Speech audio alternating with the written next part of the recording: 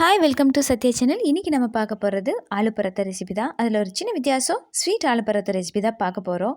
சக்கரவள்ளி கிழங்க 2 இந்த மாதிரி வேக வச்சு எடுத்துகிட்டு அதில் பார்த்திங்கன்னா கோதுமை மாவு 2 ஸ்பூனு, உப்பு 1/4 ஸ்பூனு, மஞ்சத்தூள் 1/4 ஸ்பூனு, மிளகாத்தூள் 1/2 ஸ்பூனு, கரம் மசாலா 1/4 ஸ்பூன் மல்லித்தலை 2 போட்டு நல்லா இந்த மாதிரி கலக்கி எடுத்துக்கிறேன்.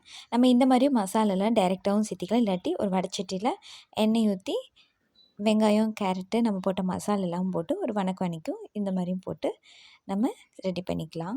இது பார்த்திங்கன்னா ஸ்நாக்ஸாகவும் குழந்தைகளுக்கு ஈவினிங் செஞ்சு கொடுக்கலாம், டின்னராகவும் செஞ்சுக்கலாம்.